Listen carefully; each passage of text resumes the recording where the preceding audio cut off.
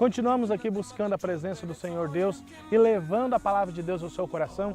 Estamos em Gênesis capítulo 3, versículo 10, que diz assim: Ele respondeu: ouvi a tua voz no jardim, e porque estava nu, tive medo e me escondi. Percebemos claramente que uma das primeiras ações que o ser humano teve é de se esconder de Deus porque ele estava com medo. O medo é um problema. O medo é algo que tira a esperança das pessoas, porque quando você tem medo, você começa a não querer planejar uma ação, porque você tem medo de que alguma coisa vai acontecer. O medo é algo muito ruim, porque o medo atrapalha a clareza de pensamento. Imagine que você tem que enfrentar uma situação de perigo. E se você fica com muito medo, você não consegue raciocinar um plano, um modo de defesa para poder sair daquela situação perigosa. O medo te impede de fazer planos. O medo acaba tirando a sua alegria. O medo acaba tirando a sua esperança. Muitas pessoas têm tanto medo e estão sofrendo numa situação terrível que elas têm tanto medo, mas não fazem alguma coisa. Elas têm medo de fazer alguma coisa e a situação piorar.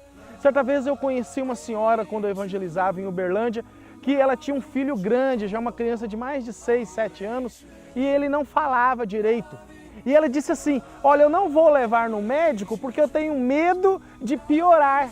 Veja só, ao invés de buscar a cura, ao invés de buscar a melhora, o medo paralisou e provavelmente atrapalhou aquela criança de encontrar a cura para o seu problema.